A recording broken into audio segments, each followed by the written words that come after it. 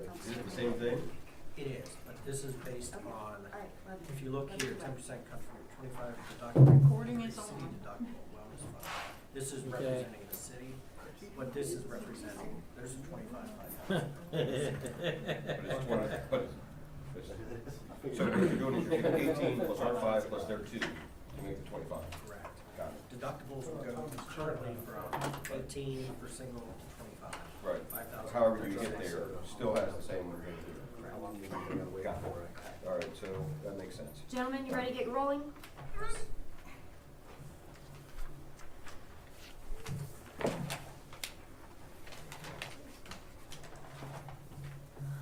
right, we will call tonight's development meeting to order. We'll stand for the pledge.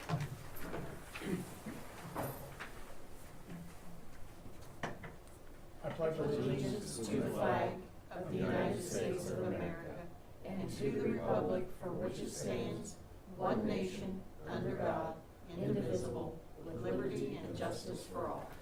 Ms. Kathy, if you take the roll, please. Carter, Here. Hicken, Here. Walther, Here. All right, fellas. Take her away, Scott.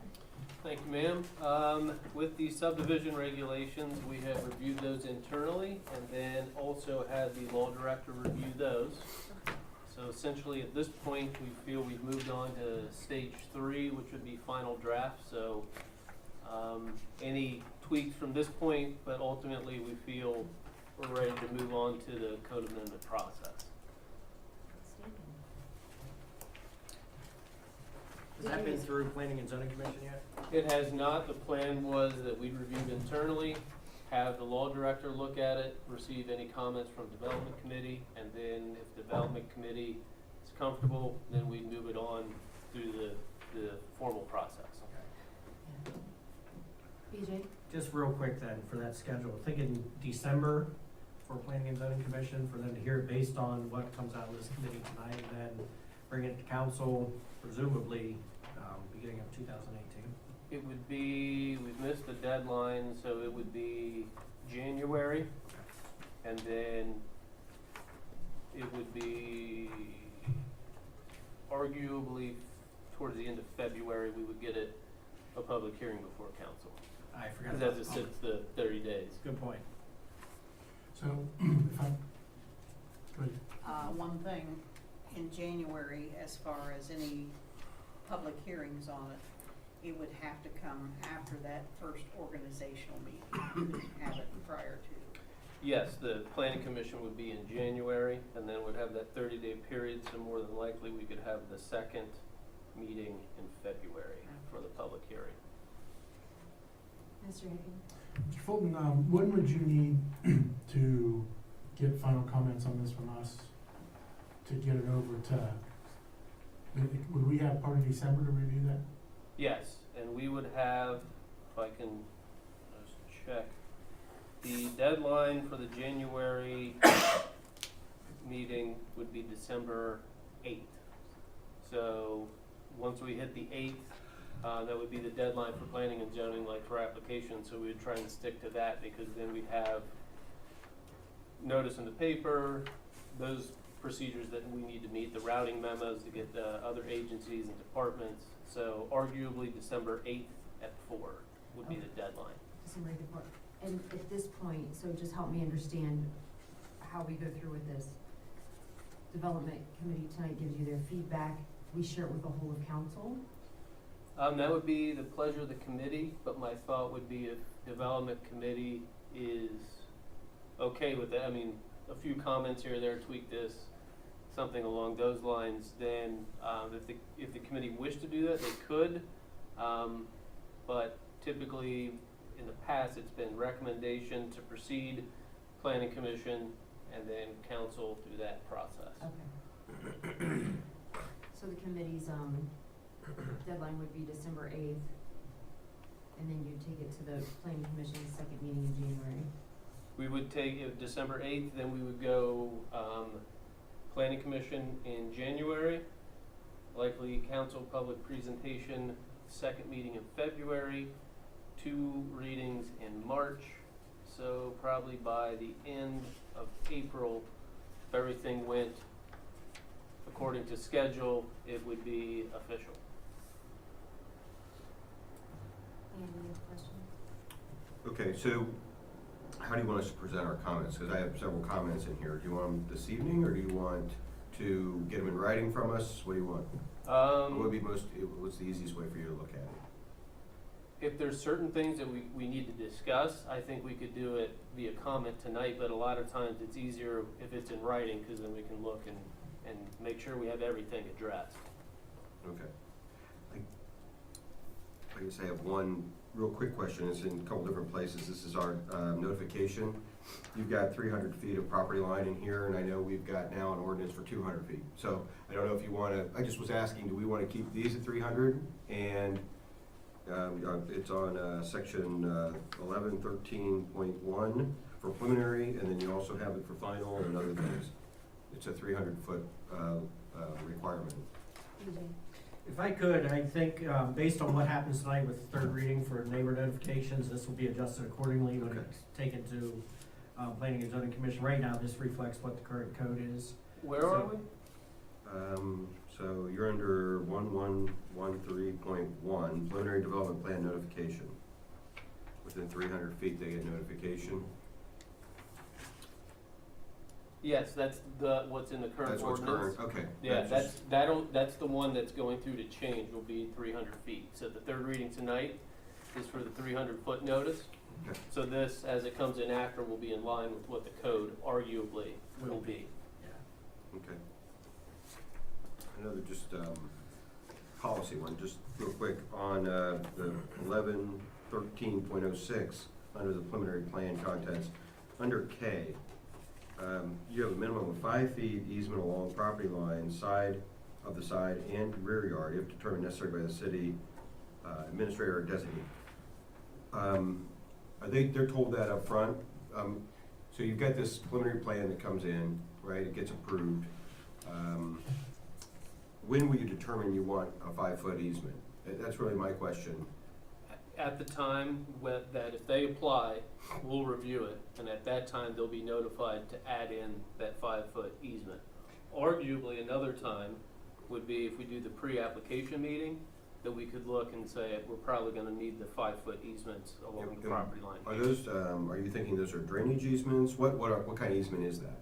And Is it an ingress and egress easement? no, it wouldn't be ingress and egress, but Well, it's more of a, we wouldn't call it a drainage easement, that wasn't the intent, it was just so that we can access them if we need to, more for ingress and egress than anything, just a general easement for access if needed. Okay. All right.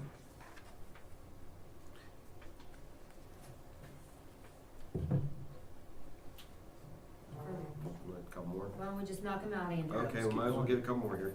Up 2 spots to I, you're asking for the locations. Are we also going to ask them to provide a letter certifying that there aren't any? So let's say they, would it be wise to ask them for locations or a certifying letter saying there aren't any? And then the 25-foot buffer measured from the edge, I know that's kind of a minimum buffer. yes. Ohio EPA might make it 75 feet, might make it 50 feet, depending on what kind of class wetland it is or whatever it might be. I'm just wondering if some developer would come back and say, well, you said it's a 25-foot buffer. Well, obviously, Ohio EPA overrules that. Right. I'm just mentioning that the Ohio EPA, I can't get away with 25-foot buffers ever anymore. They're always 50 feet, always. So we can say a minimum city buffer, but Ohio EPA might want more than that. Okay, we can make the 25-foot a minimum. Yeah. And I don't think that's a bad idea, unless, so if it's not a blue stream though, if it's not a blue line stream, then there are no buffers in the environmental world. Are we gonna require for a non-blue line stream a 25-foot buffer? Just a question, just something to think about. So, I guess that's debatable. What do you mean exactly by blue lines? Well, this, Ohio EPA, when they look on their FEMA maps and different maps, if it's a blue line, if say, for instance, we use, Graham Road, you know, the old stream bed that used to be there, probably shows up on a lot of different maps as a blue line, right? But it's not there anymore. Right. So the question is, if there's no stream there, are we gonna require a buffer just because there's a blue line on a map, or vice versa? If a new route has established, a new stream bed or a new ditch line is established, and it hasn't been classified as a stream yet, maybe it's seasonal, whatever the case it might be, are we gonna put a buffer on it? Who's gonna determine when that buffer gets put on, or how does it get determined when that buffer gets put on? By saying we have to put a 25-foot buffer, we're kind of saying somehow or another there's gonna be some logical determination of why there's a buffer, or how that buffer gets established, right? Correct, and typically we see drainage going through the area for those. We've been trying to get those areas off lots, put them in reserves, put them that it is not on someone's property, because what we've seen is that if you have those buffer areas on property, it's not to be disturbed or things like that. People say, well, it's my property, and then they start messing around, you find a swing set or a shed in the middle of it. So we've been trying to establish those things where it's not on the lot. In terms of the determination, we can look in to see the different classifications if we needed to highlight it in that manner. With some of these, it's been kind of case by case as we look at it to determine here's how it's laid out, some of those kind of things. So it's been case by case, but if we need a more concrete methodology in terms of how we determine that, we can look into that. Just a suggestion, maybe by having that engineer's report or engineer's letter saying there's a wetland, there's a stream, there's whatever, by him saying, by her or him, saying that there is such a feature, then you can establish the buffer, the need for a buffer. Okay. So, I do like the idea of having that certification in there, that makes sense. yeah, Appreciate that. well, yeah, you definitely want it, especially in the preliminary round of stuff. Okay, we've got another one under 11-1307. J, you guys have a traffic impact study being required. Are you saying that every development will need a traffic impact study, no matter where it is, or obviously if it's more than 6 lots, it needs a traffic impact study? And at the top, we put as required, so not Okay, every. as required by, We can add the city administrator or their designee, That's- but I the think that intent helps. was not everyone's gonna need them, and if we look through here, some it says sanitary, some it says health department, so clearly it wouldn't be, but I can put as required by the city administrator or designee. I would definitely think that's appropriate, because you have a 7-lot subdivision, probably isn't gonna need a traffic Right. impact study.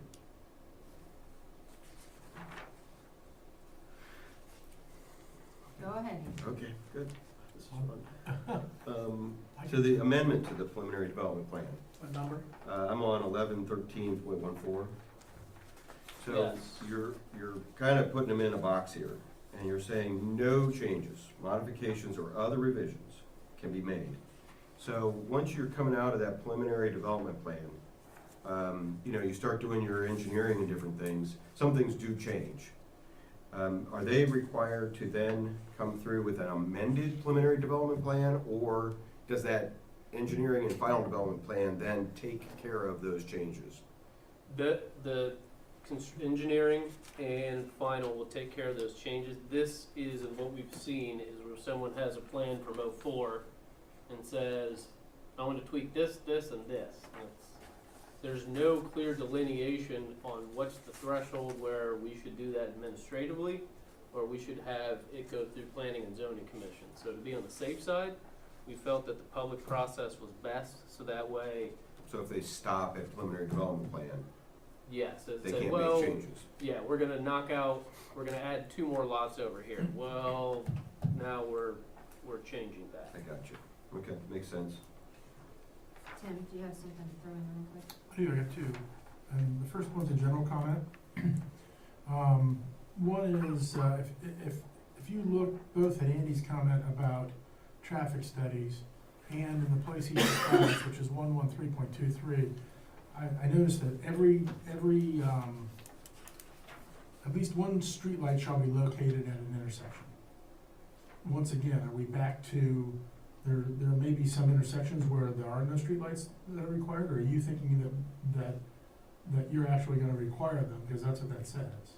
Yes, it's currently required at every intersection currently. So we would continue with the current code requirement of at least one street light at every intersection. I'm trying to think, there's multiple places all over the city with no streetlights at the intersections. And So there how c- was, I'm trying to think how that worked in the past, but I know there was provisions that, I don't know why, because if the subdivision regs were adopted in '02, anything following '02 arguably should have had a street light at every intersection. Ravines at Hazelwood, nothing. Sugar Mill, nothing. Broadmoor, Commons, nothing. There should be at Broadmoor, there should be one at every intersection. Yeah, Broadmoor's not built yet, so we Yeah, don't- Broadmoor's not built. How about the other one across the street? What's, no, it's Oak Meadow. Oak Meadow might have predated it too. Oak Meadow would Yeah. have Oak Meadow out on Broad, This- Yeah. out here. That was Mhm. probably township at the time too, when that was developed, so it wouldn't have. Well, how about Taylor Glen? I'm thinking of all these instances where there's all these subdivisions, and I don't know that I'm advocating for or against them, but this says anything else you put in is gonna have a light, and it doesn't say kinda if waived. So, I'm not looking to, BJ? Yeah, I'm interested in having them required at each intersection because I think it provides for a better subdivision, safer subdivision, better for motorists, and I certainly think it's something that we need. I don't know if anybody in here can answer why they aren't in these that predate us. I would think at that time, they probably should have been, No. but I think moving forward, we should have lights in these subdivisions like this. and I understand in some instances, I absolutely agree with that. I personally think that a traffic light at the ravines is, No, no, no. These Oh, are- street lights. These are street lights, Street to lights. light up the, my bad. yeah, light up along the, not traffic signals. Thank you.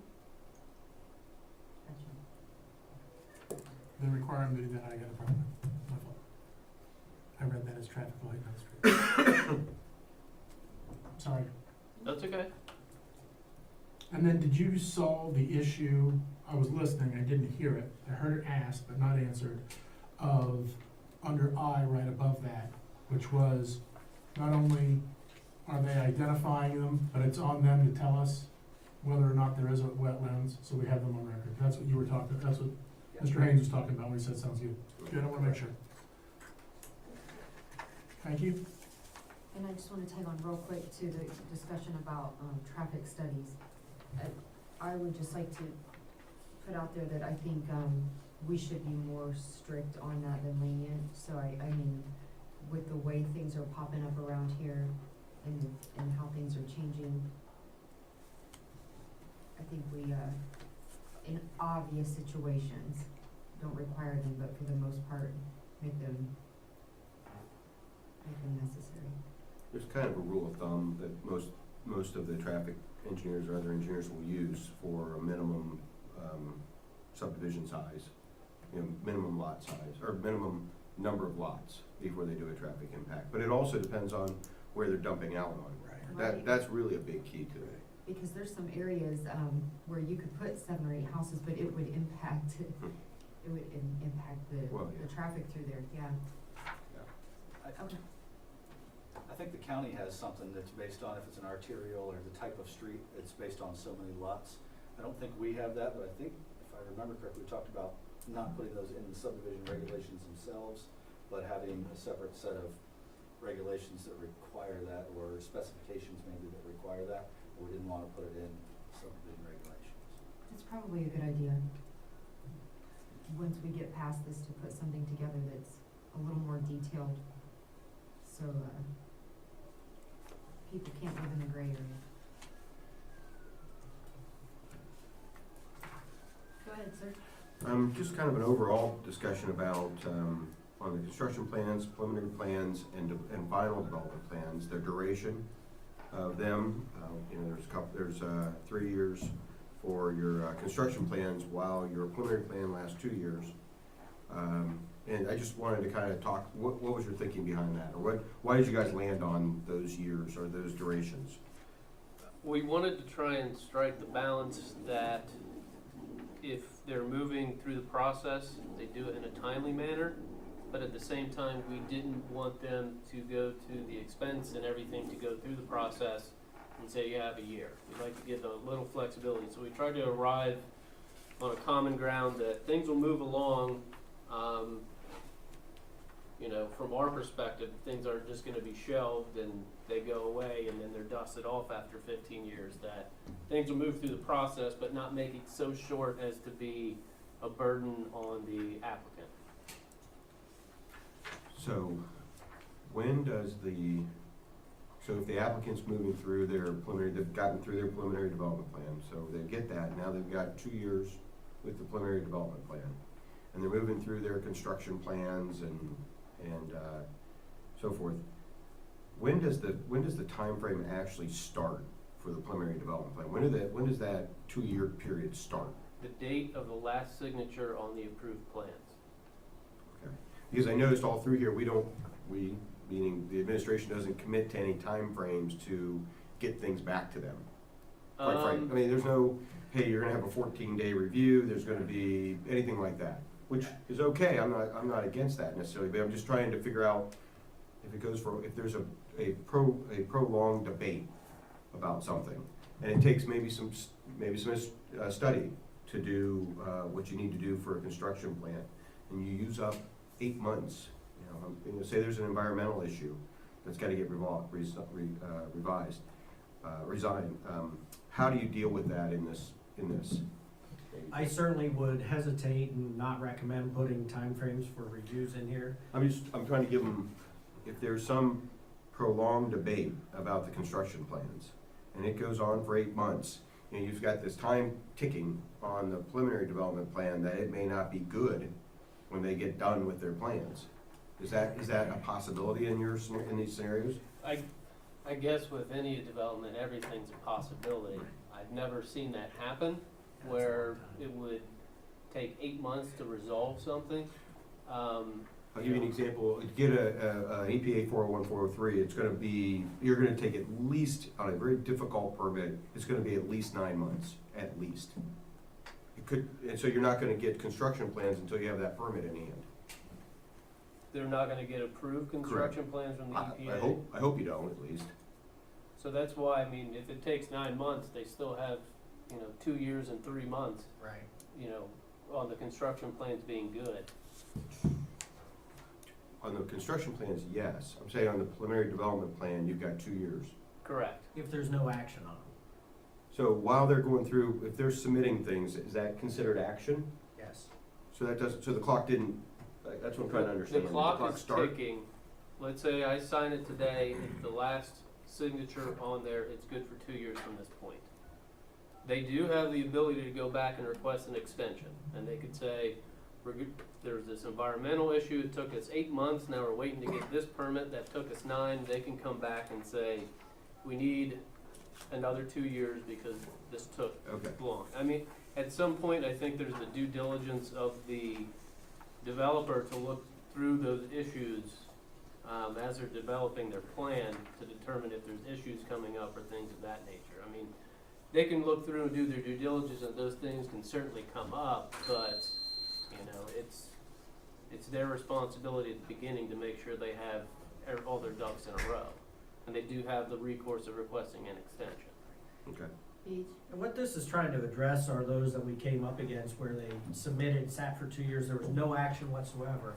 I think staff is reasonable enough that if we're working with them and having a debate or a discussion, trying to figure this stuff out, that if they did have to request an extension, we would certainly recommend granting that extension.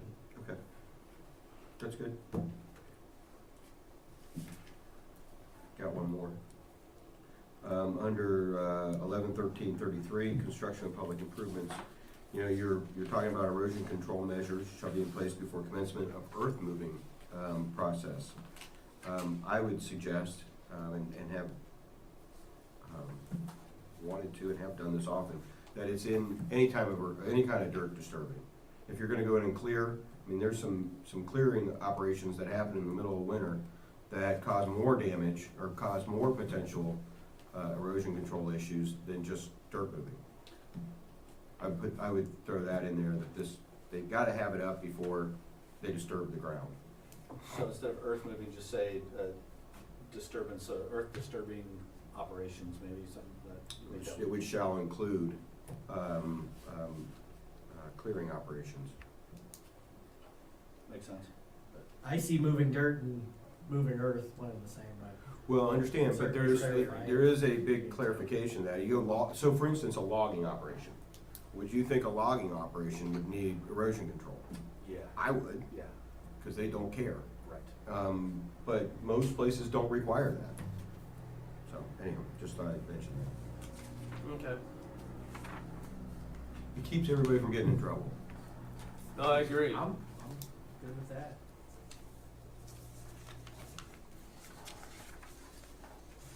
That's it, that's all I got on that. Tim, you have any more? I'm not.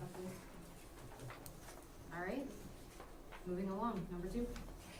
Let's see, we got comprehensive plan. So we met on October 30th to discuss the consultants that submitted. I think we had a total of 5 for the RFQ. From that meeting, we narrowed the list to 2.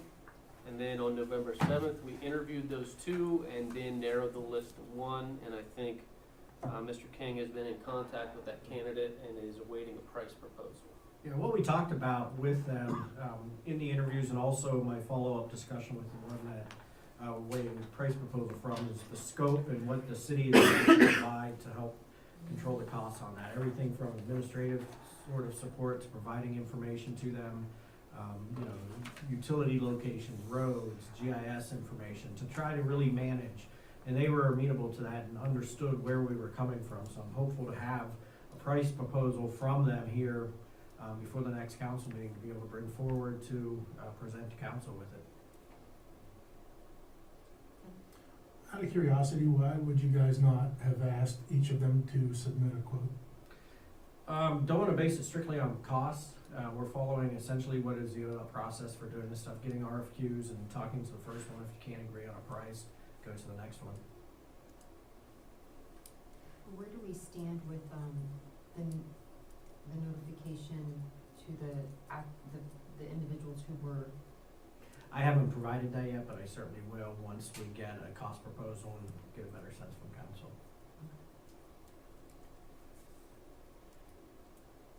So when will we expect to find out? Will it be within the week or next week or?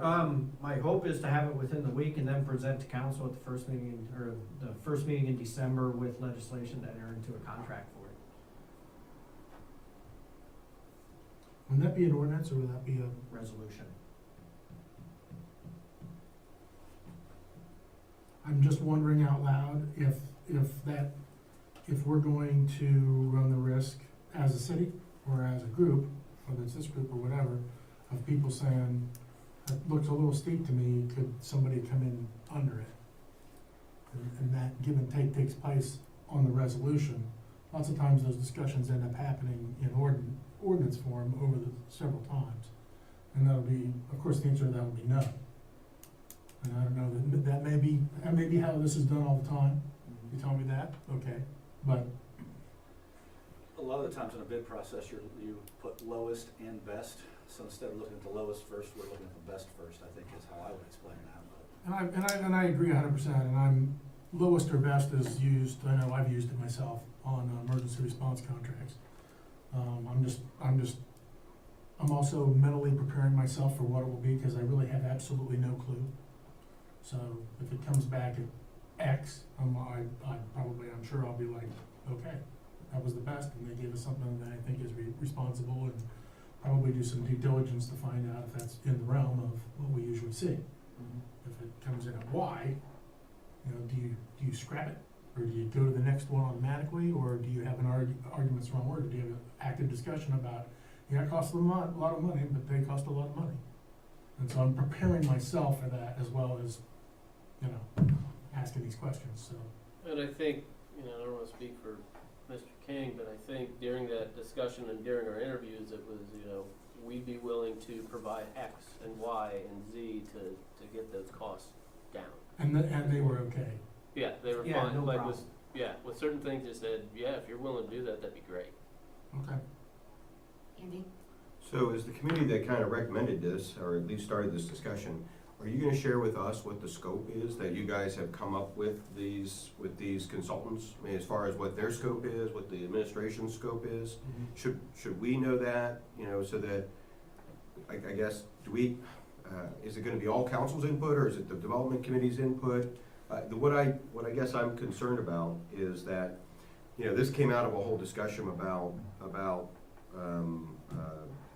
stopping procedures with permit applications, or I won't use the word, but. Well, this started way before Okay. that. But we Yeah. did start that discussion. We said, hey, we gotta think outside the box. We gotta provide some relief for the zoning department to do this and give them a tool that they can use. We made a recommendation to council, and so far, I don't know what that means. I guess, in essence, I don't know what we may have recommended to council at this point, because it may have changed. It may have changed a couple of times. So that's kind of my concern, at least understanding what the scope is for this consultant, whomever it may be, and obviously, we're gonna know a price sooner rather than later, but knowing the scope and what was agreed to between the administration and what they're gonna do, I guess what we're proposing the committee to do, and then what the consultant's gonna do. Is there I think that at least we should understand that a lot better than I think I do at this point. And I don't think know once if everybody we- else feels that way. Well, I will add to that, BJ, before you can jump in there, is that, I felt initially when we recommended it to council, it was a little ambiguous, and I felt a little bit like, because when we asked, you guys couldn't really lay out specifics before you went into the process. So, go ahead, and just Yeah. maybe give us. As far as scope, what we're looking at, this is, and I like to call it our first comprehensive plan, because I don't think the first one really served us well. So looking at where we are today and looking at what we need. This is going to involve traffic management and flows. What do we need? Looking at projections. A lot of times comprehensive plans deal with land use. We need more than that. We need, what are the traffic, as we were talking traffic impact earlier, what are those impacts we're gonna have? Looking at utilities, working with our utility department and the Southwest Licking Water and Sewer Department, to see what the impacts are, what are capacities, what can be supported, what should occur. Talking to schools, talking to the fire, talking to the police, talking to everybody to see what the impact's gonna be. I can certainly throw together a scope to say, hey, we're gonna look at X, Y, and Z and this and that. But this is going to be a comprehensive plan, as such, and that's exactly what we need to do. This is an investment in the future to do this. So my question is, who is going to do it? So is it, the consultant's role is this list of things that they're gonna do, and they're gonna make sure everything they're the expert on well, I shouldn't even say that. Scott, I think you're an expert on this. So we've got Scott, who has expertise in this. We have a consultant whom you guys are vetting to have expertise in this. And then we have this ad hoc that's going to be, providing help and giving input to all realms of Pataskala, all thoughts of Pataskala, I guess. So to understand who's doing what and what parts they're adding to this, and what the ad hoc's going to do. And I heard, anyhow, so that's the kind of question I guess I have. And part of that's gonna come out of getting the proposal from the consultant saying, hey, here's our understanding of what you guys said you could provide, the administrative support, the GIS backbone that we have, the locations of utility lines, the district providing their locations, utility lines, that sort of stuff. And once we get that scope from their understanding, we'll take a look at it also and say, you know what? We can provide that, we can provide this. And I think at the end of the day, going through that, we're gonna be able to take a look to see, what we've said we'll provide, what they can provide. There's very well could be stuff that we missed when we were talking about who can provide what, that we'll see when they lay it out.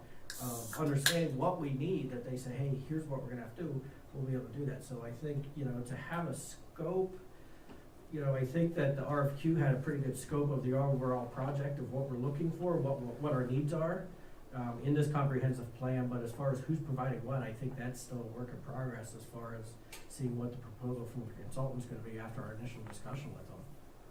So, BJ, what I would like to see when the proposal is brought to council is, a pretty detailed explanation of how you got there. Because having been here for a minute, we know how this goes.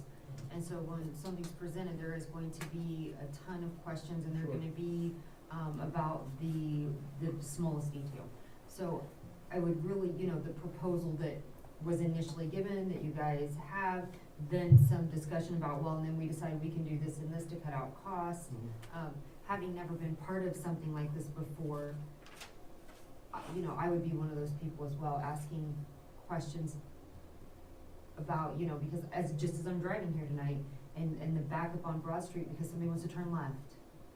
And there's an accident in the intersection, and traffic is backed up all the way, almost down here, from an intersection downtown. I mean, I see those things and I'm like, how, it makes me panic a little bit, like, oh my God, it's getting, it's out of hand, so.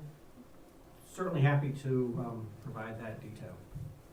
should, And I would also ask a proposed timeline, so that the people in the, you may already be planning on that, but if Yeah. I'm being asked on that, I'd love to wrap my arms around it and say, this ad hoc committee's not gonna meet for a month, kind of thing, but here are the milestones.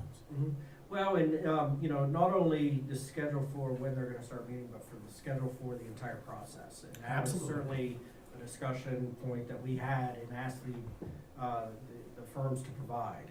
So that'll be part of all of it as well. And then my other comment would be, and my comment always goes to this line, but,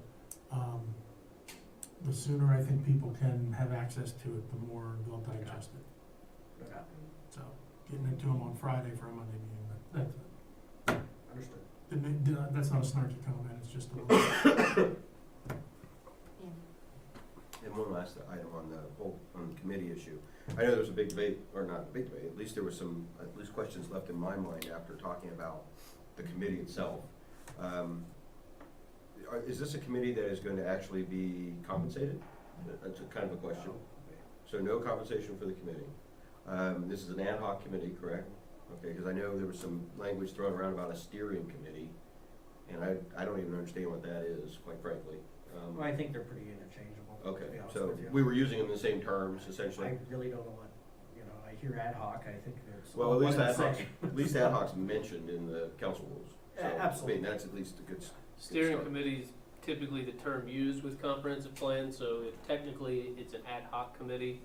I think the goal was to establish a steering committee. Okay. It's a Steering committee committee. means that means you're gonna put experts on there. You're gonna put people that are very familiar with that concept. It could be a traffic engineer, it could be a utility engineer, it could be that, and they're really kind of helping steer, that's why they call it steering. Ad hoc to me is, you're bringing in people that may not have specific knowledge of it, but have knowledge in general of the area and can help put things together. Steering from my experience with comprehensive plan steering committees, there's typically residents of the community that may offer a different perspective here or there, but it's not necessarily, well, we need a traffic engineer, we need someone who's an expert on utilities. It's pretty much the attempt is to create a cross-section of the community to have those provide feedback as things come in. Yeah. Okay. For things like these steering committees, that phrase, that term is used for appointing residents to Okay, a committee to help work through this. fair enough. Yes. I don't believe our charter, addresses steering committees, but it does address the ad hoc. And That's that's what I was what we trying- talked about the last meeting, that these are mayoral appointments, but the mayor will be taking your recommendations to them and appointing them. Yeah. It's an ad hoc steering, it's kind of an interchangeable thing, I don't wanna get caught up on. Out of curiosity, what was the charter review? Is the word commission now thrown? That is a commission, Okay. that is Right. specified. Yeah, oh yeah, it's a committee, yes, it's a standing committee essentially. It's a standing committee that's expressed in the charter that they'll meet certain times. Which but I assume Ad is- hocs are created. Which I assume is why they could get paid. Correct. Correct. Alright. Any more on the comprehensive plan? All right, let's talk about fences. So with fences, we went through and some of the feedback we got at the last development committee meeting and what we have on the books now. And just kind of created a general framework moving forward with those. So in the report, there's just a few points that with these regulations is what we, adjusted. We put a definition of fence and solid fence. Provisions for what's supposed to be part of a fence application. The provision for fences in a drainage easement. We've had issues where fences being constructed to grade and drainage easements, then it creates a dam for the whole system. So if you look at a subdivision, there might be drainage easements along the back. Someone puts in a fence, it's to the ground, water dams up, and then it affects everybody upstream. So we added provisions for that, and as a result, if you have a picket fence, the water can pass through it. But if you have a solid fence, that's going to dam that up. So we did a definition of what a solid fence would be.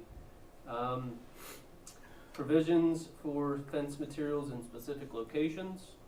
The good neighbor policy. There was a provision that if you're guilty of violating this section, you lose your conditional use. We removed that. That seemed a little heavy-handed. We removed provisions for a living fence. And we also removed the provision that requires adjacent property owners to be responsible for maintenance of the fence. So if I build my fence and you're next door, you don't have to fix it. It's my fence, it's my responsibility. So those are just the general outline of what we amended in this. So I'd be happy to answer any questions. Any questions? Go ahead, Andy. So, my first one is, you say that, under 127902, permitted. You're saying fences shall be permitted in all zoning districts. There are CCNRs out there that say you can't have fences. So we've got kind of that conflict there. What's Like that? CCNRs, your conditional, like in subdivisions, under association rules. HOAs. That's theirs. Okay. This is ours, and we've made that clear with HOAs. Those are your provisions and your requirements, so you uphold those. But the city zoning code is city specific, and on our applications we say, check with your HOA if you have an HOA. Perfect. That's So we what make sure that's very clear. That's what I was getting at, just make sure that there aren't. And then secondly, I know you took out the maintenance part of this, and there's two issues I have with that, is if you decide not to do, so I put up a fence, and I decide not to do maintenance on it. How does that, is there any enforcement for them to have to do maintenance? Yes. Okay, We kept the provision stating all fences shall be maintained in good repair in a manner that ensures continued structural integrity. okay. So that's what's in the code now. So if someone chose not to maintain their fence, they would be in violation of the code. But if their neighbor didn't maintain their neighbor's fence, they're not in violation of the code. Okay, so kind of as follow-up on that.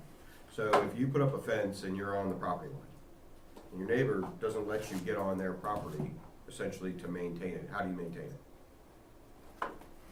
Well, I think there's some ways you can maintain it without having to go onto the neighbor's property. I mean, it's possible.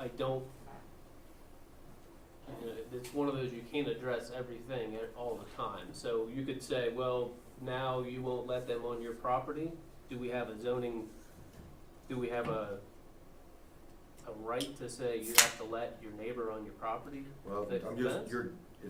so before, where we had that maintenance requirement, essentially, if it was put on the property line, and I'm not saying that they're sharing expenses or anything like that, but, people like to put it right up against the property line. Mhm. And leave no room whatsoever to walk around and do any kind of maintenance. So a board falls off, a 6-foot privacy fence, right? Board pops off, how do you nail it back on when it's in the middle of the run? You levitate? I don't know. No. So what's your suggestion? Well, there's two different ways I would suggest to do that. And I don't think one of them is really going to happen, that, to put a fence in, you have to get an approval from your neighbor. So your neighbor has to agree from a future maintenance. You're allowed to come on his property to do maintenance. That's one way I've seen it done. Especially in subdivision, I see that happen quite a bit. It's just a little form letter that says, I understand my neighbor's putting up a fence, I'm gonna let him do maintenance from my property, blah, blah, blah. Second way is, you have a minimum setback. The fence sits a certain 1.5 feet or foot, or whatever it is, so that, or 6 inches even, so you can theoretically take care of that fence on your property. With option one, from what we've seen, you would get some people that are putting up a fence because of their neighbor, and then if you went to their neighbor and Right, said, hey, will exactly you sign true. this? They'd Mhm. say, absolutely not. Correct, I understand. The other issue with the setback is we have some folks that it, let's say, has to be set back a foot from each property line. So if you build your fence a foot, and then I wanna put my fence in, now we have a 2-foot no man's land that's gonna grow up with weeds and issues like that. So we've seen that happen with some other fences. So from a maintenance standpoint, yeah, there always could be the neighbor that says, you can't come on my property to fix it. However, I think that might be the least likely to occur of all the scenarios we've seen. I don't think there's an easy way to do this where you can address any potential issue that comes up. Because I know if you say this person's putting in their fence, you need to let them on their property. It's like the whole reason these folks are putting up the fence is because of the neighbor. So to try and address that, I think we could see a number of difficulties with that. And then that if you do that setback, you could get a no man's land, because we do have folks that instead of tying into their neighbor's fence, they want their own fence, and then you get that. Well, for example, you put in here 3 foot from right of way, right? That's a requirement, it has to be 3 foot back from right of way. Yes, that's Right. currently in the code now. So you could put on there, you either go get an agreement with your neighbor, or you have to fold back 3 feet. And now you've got 6 feet in between fences, which is manageable, it happens all the time. I'm just, again, I'm not trying to solve every problem. I just know if you put a fence right next to your neighbor and they come back and they're on the neighbor's property and they put the fence up there to upset the neighbor anyhow, it's gonna get worse. It So will. just, I'm throwing that out as a question, and something to think about, chew on for fencing. And I agree, with any of these, you kind of look at every possible scenario, but then if we You know, have, I'm just wondering the number of variances that could come up if we say, well, now you have to be 3 feet off the property line because you couldn't get an agreement with your neighbor. Are we now creating, like we saw with accessory buildings, yeah, now we're creating, every other month, yeah. we have 2 fence variance applications. And I would say that the city would know why they have that 3 foot requirement in there, and there's a reason why if you can't get an agreement from your neighbor, you've gotta maintain your fence, and you can't trespass on somebody else's property to maintain your fence. It's still not, that is not a defendable position. If you're trespassing, you're trespassing. Right. But I'd also throw out there, with the easements that Alan, we were talking about a little earlier in the subdivision section, you've got 5 foot setbacks, you've got potential for 5 foot easements for just ingress and egress for the city. So, you may wanna think about that with the fence issue, because of rear yards and side yards, you've already got easements in some places, may have easements in some places. Mm-hmm. You've got other private utilities, electric, phone, cable, whatever, they're gonna be sitting in easements. Just a thought, especially in subdivisions, it gets, anyhow, I'll leave it at that. Okay. This will move on to planning and zoning. Just looking for comment tonight. I think we need to Ultimate. flesh it out. Yeah, with the recommendation, how we've been practicing is a recommendation from development committee, then it starts the code amendment process, which the first stop would be planning commission. Do you ever say, hey, this is something that the development committee brought up, but Yes, there isn't a perfect fix? What do you guys think, guys and gals? we do say that and get feedback from them, because if they say, what if we did this? And it's like, didn't think about that, we'll amend it. So they can, as it goes through the process, like with planning commission, they can say tweak this or tweak that, and then we're good. So they can do that. It's just with that fence maintenance, it didn't seem fair that if your neighbor doesn't maintain their fence, that you could ultimately be cited into mayor's court for that. So we didn't think that was fair, so we kinda went with what's the least likely scenario we can come up with, and that was the one where, you know, there's no setback, it's, yeah, they could be trespassing, but we typically, or we have not had issues where people haven't been able to maintain their fence, you know, not for lack of trying. It's typically you see the whole fence and they haven't made an effort. It's not just this, everything else is pristine, but this one on this property line is problematic because the neighbor won't allow them on their property. I could probably show you some examples, but that's okay. It's, I mean, just, I think holding it back might be something you look at, that's all. So that there's no issue. If they can't get an agreement with the neighbor, that's all. If they can get agreement with the neighbor, great. Then the other issue that I could see is then what if the property next door changes hands? Maybe they come back in and Hey, move the fence back out, and sure. I'm just wondering from a paperwork standpoint, how many agreements between property owners are we responsible? I would agree, that, maintaining. that is the least popular option, to get your neighbor to sign off, both for, because you might be putting it up because you've got some type of quarrelsome neighbor, but lots of times that's what you're doing in the first place. Two, people are oftentimes not too happy about signing anything. I mean, just the nature of humans in today's overly litigious society. And then three, what you just said. So that's, to me, that's the least popular option. I guess during our review, it was kind of, this is the least likely to happen by the time we get to fence maintenance. Perhaps the corals died down, or at least they'll let them come over and fix it. But I'm just wondering the follow-up, because sometimes it's hard enough to get folks to call in for, they built the fence, you need to call the planning and zoning department to come out and inspect. Sometimes it's hard enough just to get them to do that, so once this is built, and 5 years later we have this agreement, where does that stand? And then if the person who owns the home doesn't honor the agreement, then do we bring them into mayor's court? But what if originally it was okay between these two property owners, property owner B moves away, a new person moves in and says, no, you can't come on my property. I didn't sign anything. So I'm just trying to think of Alan, were you struck with an idea? Well, I do like the idea of holding back the fences, just from the easement standpoint, like we're looking to get the easements on all side yards, that would make ingress and egress easy for us, that's all I want to throw in there. That's all my only comment, thanks. I would be curious, to see if there was, more suggestions by the planning commission as well. Maybe Alan and I can talk about that, because if it benefits them, you know, that's a good thing, but then if we say it has to be 3 feet off, then are we getting a slew of fence variances? We've created another issue, so we'll take a look at this a little more and then bring something back in January. Okay.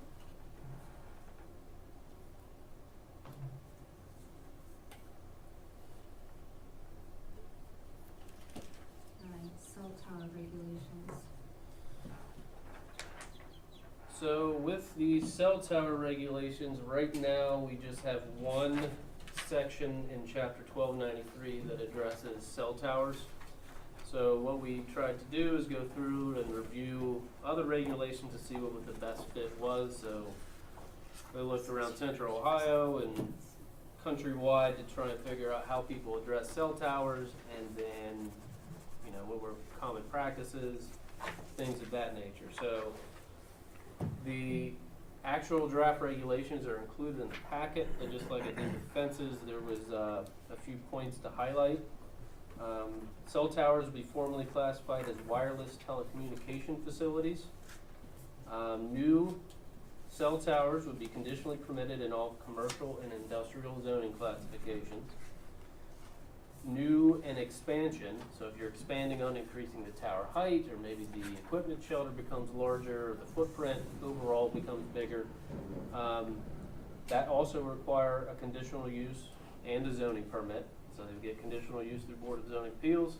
Following approval, they would have to come back and then get a zoning permit through the Planning and Zoning Department, which is typical of how conditional uses work for everything else. Any alterations that do not expand the wireless telecommunication facilities, such as like changing antennas or things of that nature, would simply be a zoning permit. Routine maintenance would not require a permit. Wireless telecommunication facilities do not include amateur radio, or like if you have DirecTV, you don't need a permit or conditional use for that. What we saw when we had our one application this year for cell tower was there was nothing in the conditional use section that specifically spoke or addressed cell towers. So as part of these regulations, there's some conditional use considerations that are specific to cell towers. So in addition to everything in the conditional use section, there would be certain criteria that need to be met for cell towers. There would be encouragement to allow co-location, so you could have multiple antennas on one facility, so that way there's not multiple towers throughout the city, that if you can get 3 on this one, let's do that instead of building a new tower. General provisions with tower height, color, screening, fencing, signage, lighting, etc. Also a provision that would allow cell towers to be installed on existing buildings. So for example, if City Hall wanted to put a cell tower facility, not a tower, but they have some that can be constructed on existing buildings, that there's provisions to allow that to happen. Also, there's provisions in here that if a cell tower is abandoned, the city can have it removed and then assess the property owner or operator the cost of doing that. That's pretty much just the 11 key points, but I'd be happy to answer any questions. Go ahead. So in the conditional use areas where it does have conditional use now granted, would they also be, would all the other regulations within this section apply to the conditional use section? So for instance, a conditional, right now in the conditional use, it doesn't have a height requirement or a limitation. Correct. So we have a limitation now in 1293. Would that height limitation then apply to the conditional use section? To get the conditional use, the Board of Zoning Appeals would look at the conditional use standards, which are general. Mm-hmm. Then it would also require that they look at these provisions as well. And one of the provisions from here is compliance with this chapter. So if they were requesting a conditional use and it was gonna be 800 feet tall, they could say, well, you're not meeting that requirement. So it would be those cell tower specific conditions to consider, that would not be one of them that it's meeting that. So we would look at the general ones in addition to the ones outlined in here. Okay. So in the conditional use section, where it says cell towers are conditionally approved, right? And let's just use the PM district.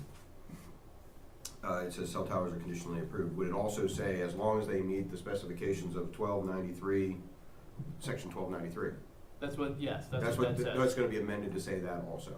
The conditional use section will not be required to be amended Okay. because it will say we'll use the PM district, that cell tower is conditionally permitted in the PM district. So here's the general requirements for conditional uses and cell tower specific. Okay. So they would look and make sure, are you meeting these specific requirements for cell towers? So if they did, and the board felt they did meet those requirements, then they could approve it. But if they go through and say, it's gonna be bright pink, it's gonna be 800 feet tall, you're gonna have no screening, you're not meeting those requirements, so then they would have grounds to say no, to deny the conditional use. Okay. 110% screening, the location for screening, it's 110% of the height, essentially. For setbacks? Yeah, Yes. for setback. Where do you, so at a monopole, you measure it from the center of the radius essentially, or are you measuring that from the guy wires? It wouldn't be guy wires, it would be the center of the pole. We can be more specific with that. So if you get into a large base, cell tower that could have, I don't know, 40 feet in diameter, I'm not gonna use hypotenuse, but anyhow, 40 feet across, are you taking it from the outside legs or are you taking it from the center? It's just, I know it's being really specific and really critical, but No, I'm just wondering. I can look into that to see how others have measured it in terms of how the height is measured. Okay.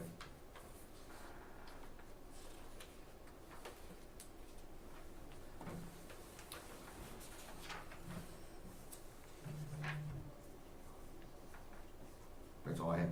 You know, as faster, in my opinion, the faster we can get this into the code, the better. Because it is a big gaping loophole. Yeah, this one needs to be in there. Mr. Hicken, do you have any questions? No, it's more of a comment. I appreciate the work. Yeah. I would echo that. Thank you. And I would also add, it's not an unlike the subdivision stuff, it's not incredibly long, so I may have a better chance to peruse it, and I may ask you another question. But other than that, I really appreciate it. Thank you. All right, last but not least, please. And I apologize, that was on our last month's agenda, but then when I sent out the initial one, I didn't include that, but I know there's a provision for anything else that comes up, so I thought I threw it on. Question came up with the reviewing development and the floodplain, what exactly that entails. So looking into that, it would be they apply for a permit to begin construction. Then there would be periodic review throughout construction. Then they would have to provide as-built drawings at the end of construction for review to make sure it meets floodplain requirements. So essentially zoning permit, inspection, and arguably what amounts to a certificate of compliance saying, yes, you meet the requirements, and it's done.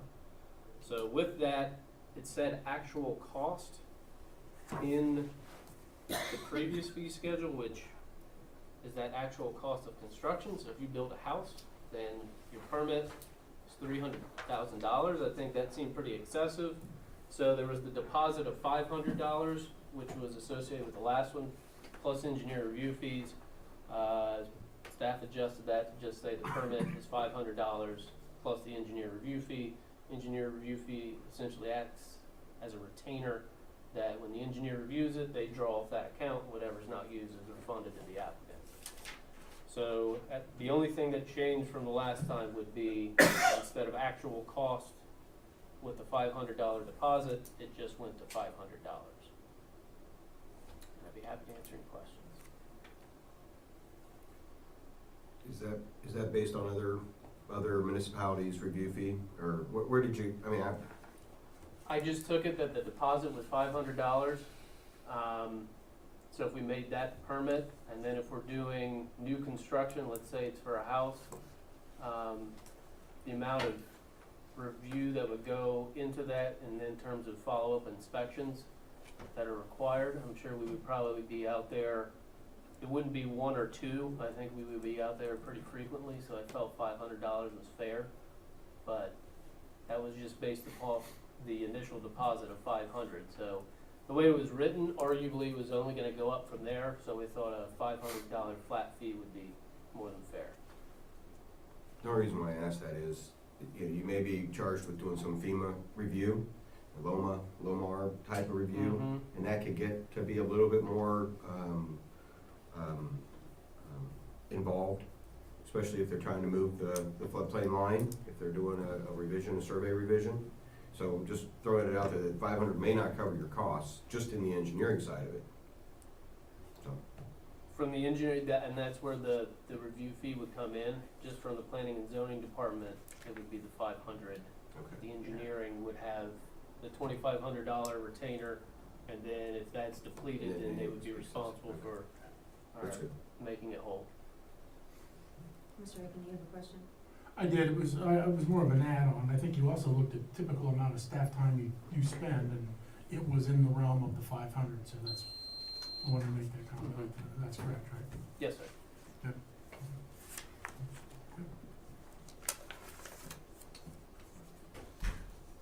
So with that, if Development Committee is comfortable, we could move this forward, maybe have, if there's any additional comments, maybe have those to us by December 8th.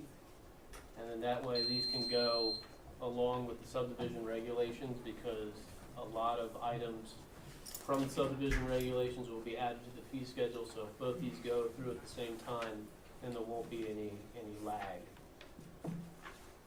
I can tell you from my point of view, if I may, Madam Chairman, that this looks fine to me.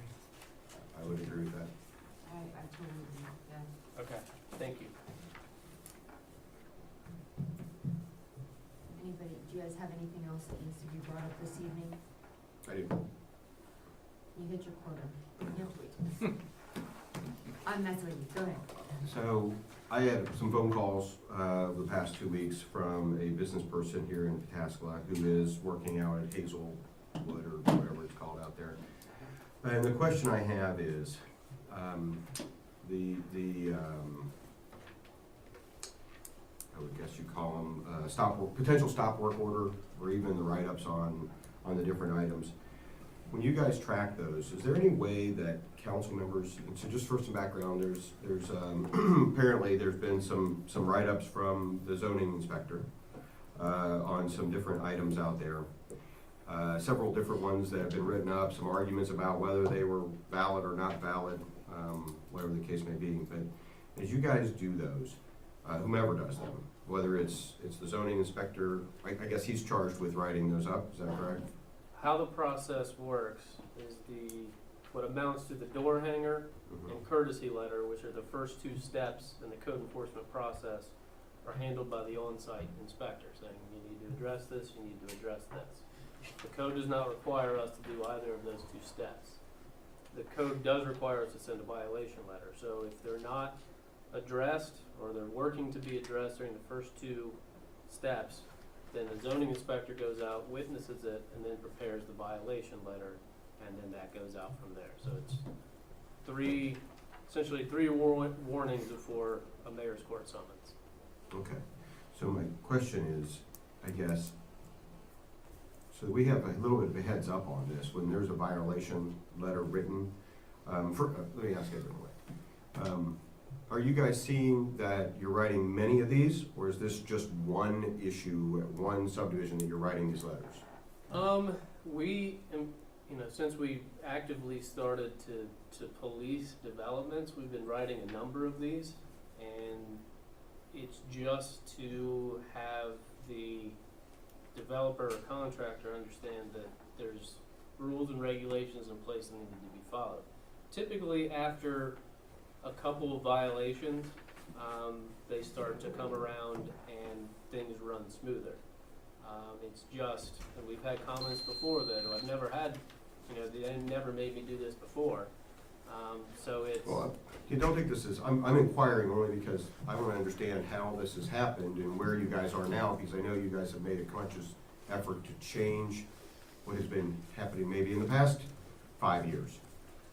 So, I would certainly say, I think I know which one you're referring to, and I believe each, the door hanger and the courtesy, they have, how many days to fix? No, see, that's, the way we've been doing this is, we've got a process in place now where the inspector on site will give a verbal, just say, hey, you guys need to take care of this is being done in accordance with plans. So usually, we don't even start with any kind of violation, it's just, hey, you need to do this. Depending on what it is and the severity and how well people are working with us, it might just be a second verbal warning, say, hey, you need to take care of that. And then Steve helped us out in generating a form that my inspector's now using, and if it comes to the point where he needs to do that, he logs that into a form, has them sign it, and we will give them, depending on, it's kind of fluctuated, at least 2 days.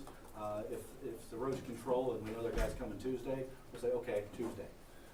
Get it taken care of by then, and if it doesn't get taken care of then, we give them the second one, and then by the third time that there's a written one, it would be coming from the planning and zoning department. So by the time we get to a written one from the planning and zoning department, they've probably been told 3, 4, at least 3 times, if not 4 or 5. It's a very fair process in my book. okay, so my question would be, is you guys are logging, I assume you guys keep track of these when they come in. So for instance, and I'm just going to use AEP as an example. have they gotten any letters that have required this to be done? Have they gotten written up on anything? They've been told, and they've taken care of the things as they've been told, so we have not had any violations that have got to that point. So it's just word of warning that, you know, I go past AEP every day. And for the last 2 weeks, I've probably seen numerous violations, numerous. I mean, it's just obvious as can be.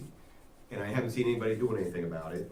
So when I get a phone call from somebody else that's saying they're getting written up for potentially something that they can't do right at that moment, whatever, I'm kind of in a bad spot to say, well, everybody else is getting written up on this also, or if, two wrongs don't make a right, put it that way, first of all. Mhm. But I'm just kind of concerned that there's maybe an inspector or somebody out there who has taken one project, and I'm gonna use very, very vague terms here, one project to write up letters, and maybe another project not to write up letters. And I don't think that's, we don't wanna do that, right? Yeah. Okay. Because that's not the case, the inspector's Okay. very consistent in my book. I think this one that I think we're all referring to has more than one issue, that has occurred. I didn't wanna get into Yeah. the wrongs of the issue, I'm just asking, because again, I drive around, you can see these very, very easily. Here's the challenge. For the subdivision ones, they come in and we require them to have a 10% deposit for inspection. So we have full-time inspection on them. For private sites, we don't. So we've teamed up with planning and zoning to, Steve Blake was having a hard time keeping up with all these, so we've put that into our inspector's hands for the subdivisions. For these private sites, we came up with last year to have $2,500 for a miscellaneous MS4 inspection, which doesn't go very far for our That inspector to do explains, that. that explains the deficiency that Yeah. that's the wrong word. They are, if you go to one site and look at it, you can see the problems, obviously, that you guys are noting. There's nothing wrong with what you guys are noting. But when I go to other sites, maybe even some other subdivisions, I see the same issues, and if they aren't getting written up, I would just ask you guys, be consistent, because it really puts somebody who's gonna get that phone call in a bad place to go look at this picture and that picture, and I know you can't be everywhere, just try to be consistent, that's all. We're That's my trying to be request. consistent, it just comes down to a staffing and financial Well, I think we're question with the fair. prior. I'm not saying it's unfair, I'm just saying that it's pretty simple to see. And on those ones, after every major rain event, we'll go and check those ones, is how we've been handling that, within a few days of each rain event. On the subdivisions, we're there all the time, so we're calling them on those And I ones. would challenge to see if your inspector went today after this weekend's rain event, if they went out to AEP and wrote them up for certain violations. Like I said, within 2 to 3 days, because today we had a lot going on, we couldn't get to it. But he will be out there within a couple I days appreciate that. and let them know what their deficiencies are. Pulte too. Sorry. Pulte also.